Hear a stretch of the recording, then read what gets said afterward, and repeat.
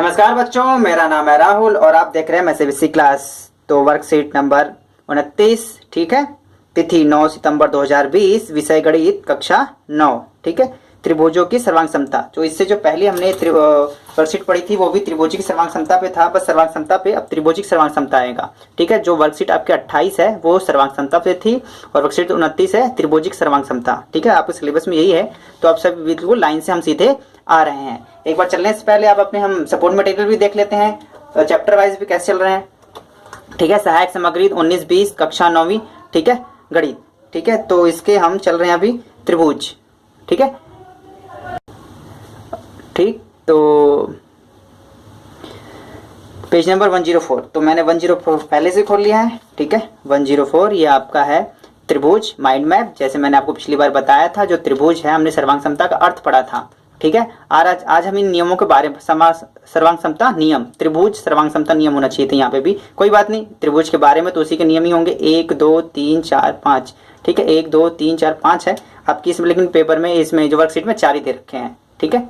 कोई बात नहीं, जो आगे है वो वर्कशीट वाले भी कवर कराएंगे, कोई दिक्कत नहीं है। आपको पता चल गया ना हम किस हिसाब चल रहे हैं।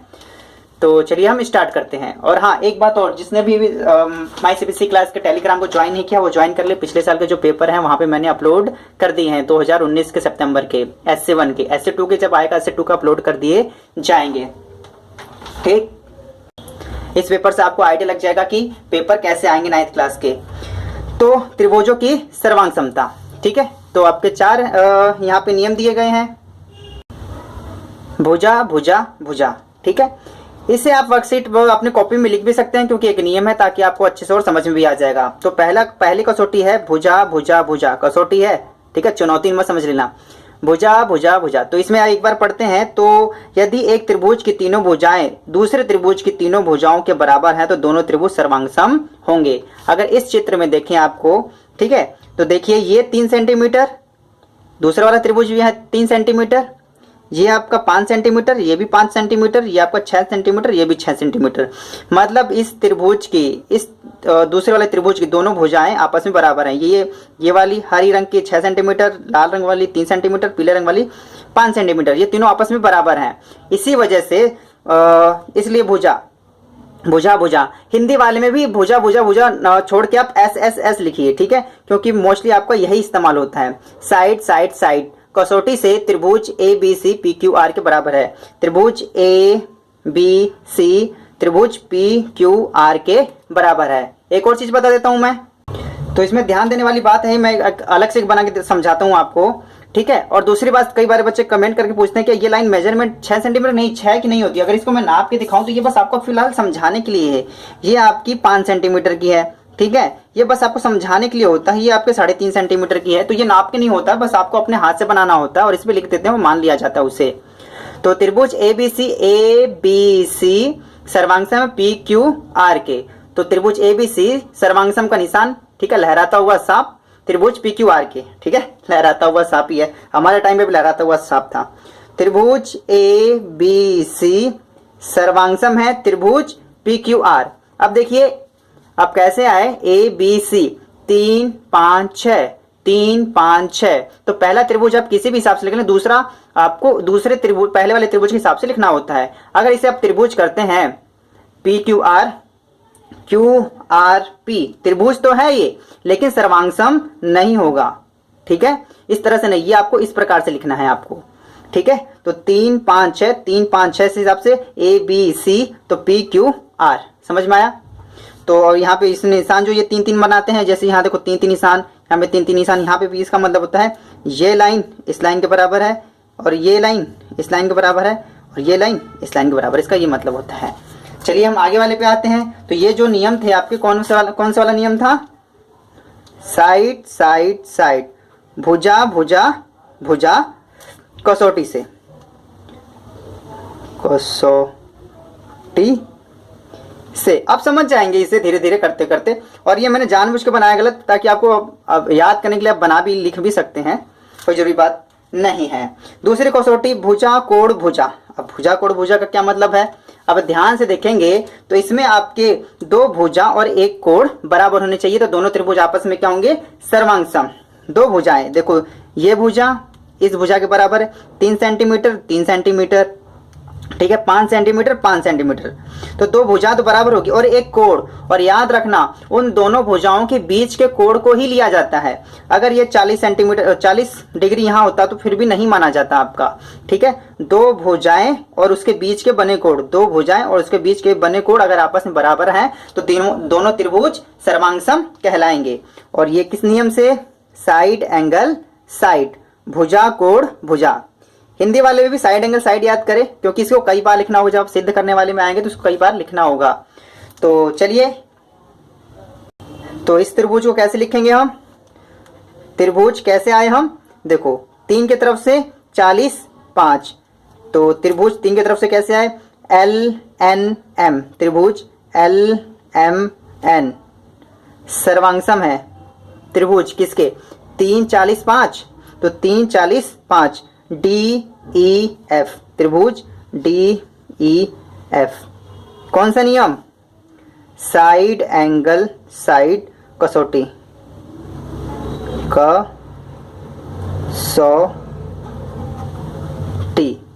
ठीक। तो तीसरा जो कसौटी है भुजा कोण भुजा, ठीक है, सॉरी कोण भुजा कोण, ठीक है, कोण भुजा कोण। एंगल साइड एंगल, ठीक है, नीचे भी है एंगल साइड एंगल। तो इसमें दो एंगल बराबर होंगे आपके और एक भुजा बराबर होंगी। तो फिर इसमें यही बात ध्यान रखनी है, जब दो कोण जो बराबर होंगे उसकी बीच की भुजा ही बराबर होंगी। तो याद रखना एंगल ये, ठीक है, एंगल 75 एंगल 75, दो कोण बराबर हैं। अब ये मत कह देना भुजा ये बराबर है इसके, नहीं, इनके बीच के ही भुजा बराबर होनी चाहिए, ठीक है। तो इस त्रिभुज कैसे लिखेंगे?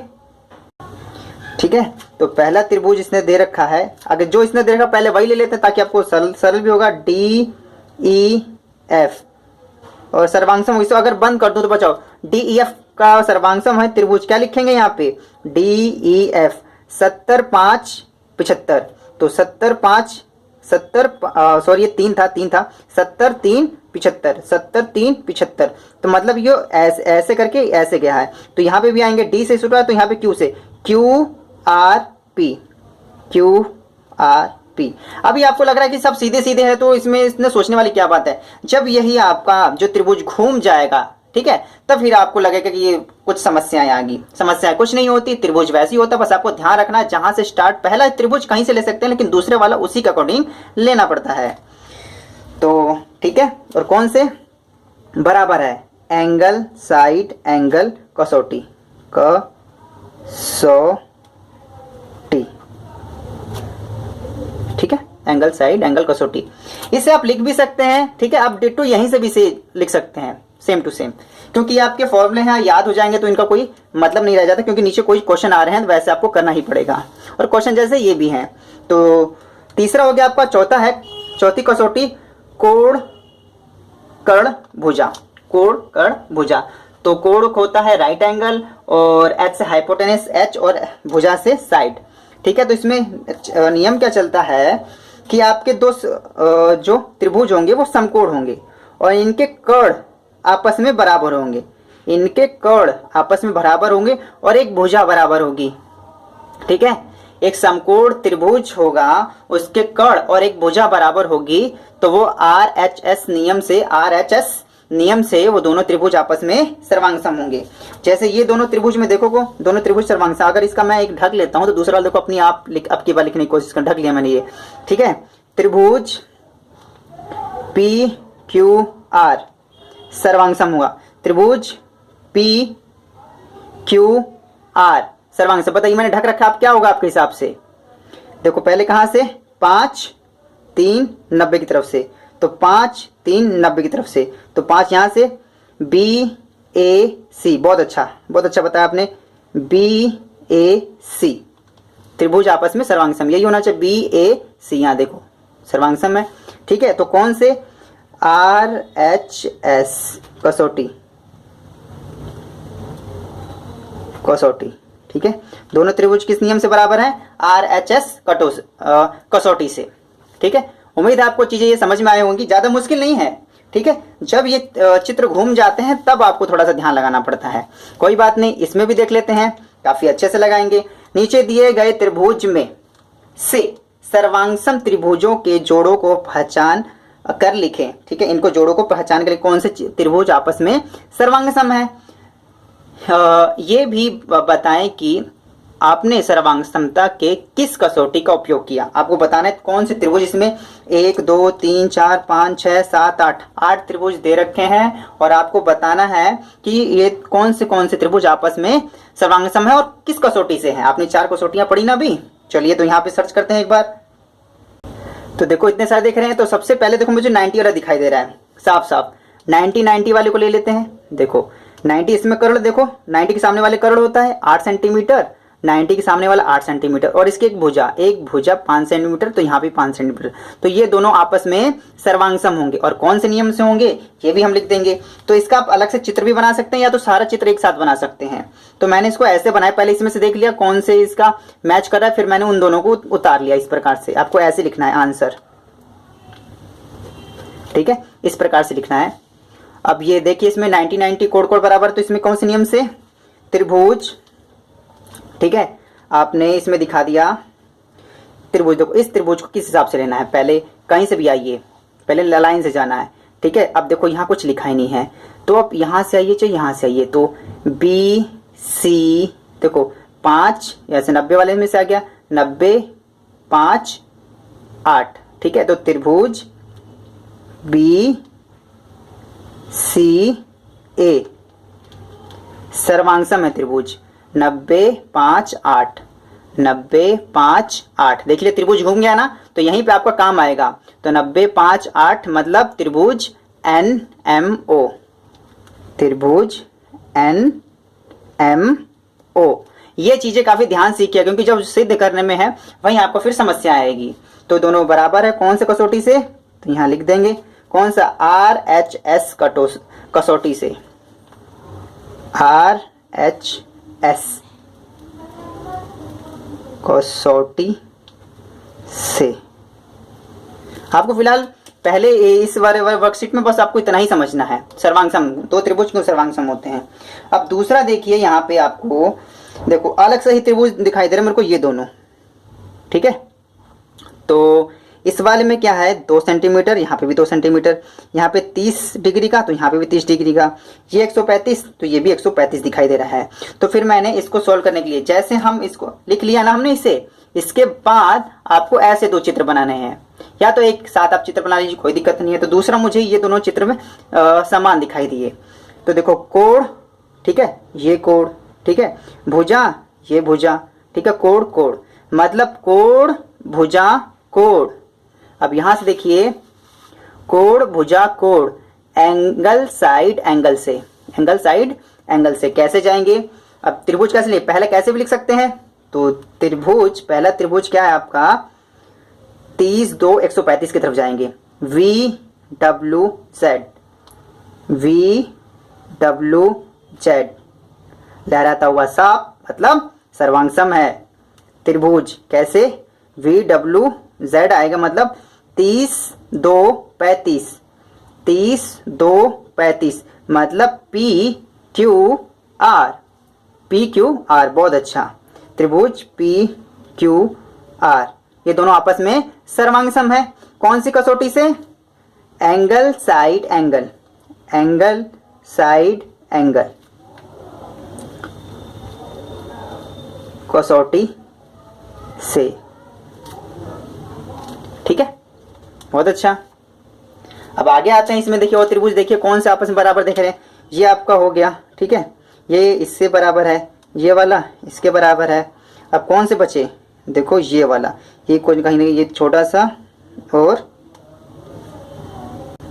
देख लेते हैं 3 सेंटीमीटर कहीं दिख रहा है, 3 सेंटीमीटर 3 सेंटीमीटर 3 सेंटीमीटर कहीं दिखाई ही नहीं दे रहा है।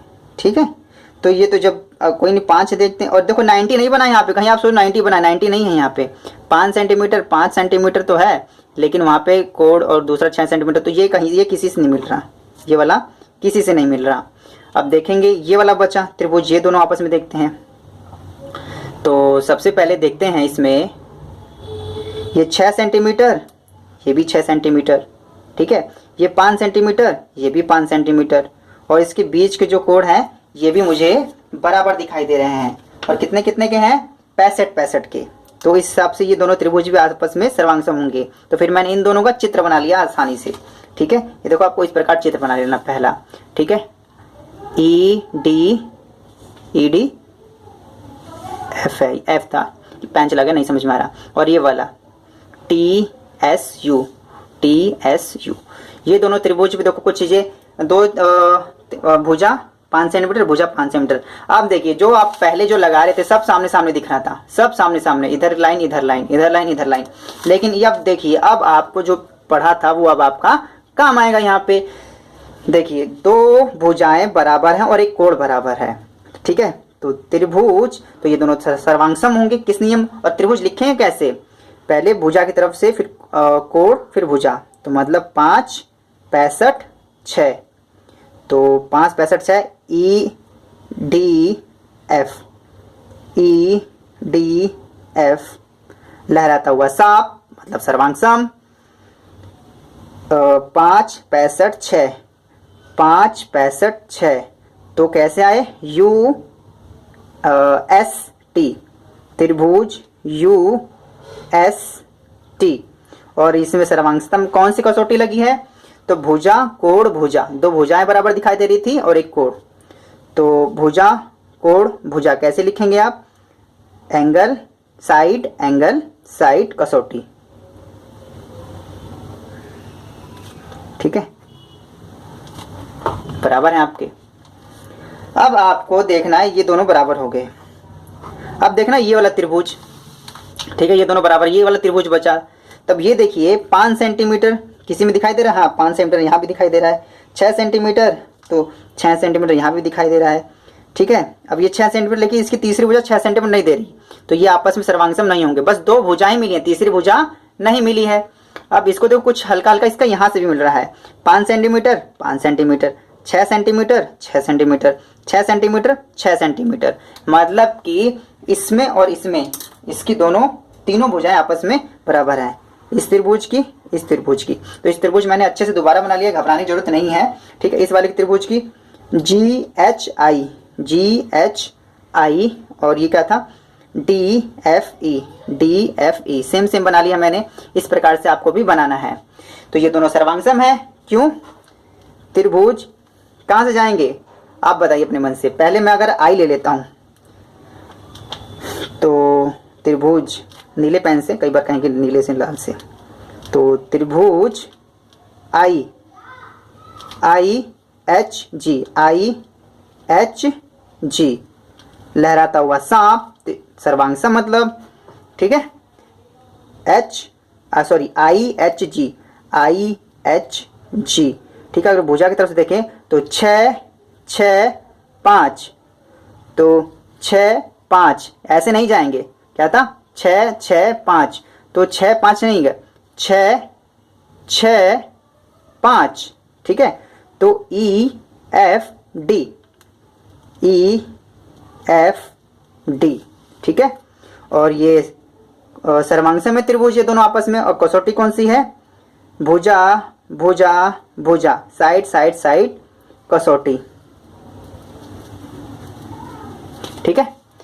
तो उम्मीद है ये चीजें आपको अच्छे समझ में आई होंगी, ठीक है। वीडियो थोड़ी बड़ी होगी लेकिन आप लोगों को आप एक्सप्लेनेशन करना होगा, क्योंकि चीजें क्या है, जब आगे सिद्ध करने वाली चीजें आएंगी तो यही चीजें एक ही त्रिभुज में, ठीक है, एक ही फिगर में आपको लाइन खींच देगा और दोनों को सर्वांगसमता दिखानी होती है, जिसमें आपको थोड़ी सी परेशानी आ सकती है, लेकिन नहीं आएगी। जब आप ये शुरू से सीखते रहेंगे तो आगे परेशानी नहीं आएगी।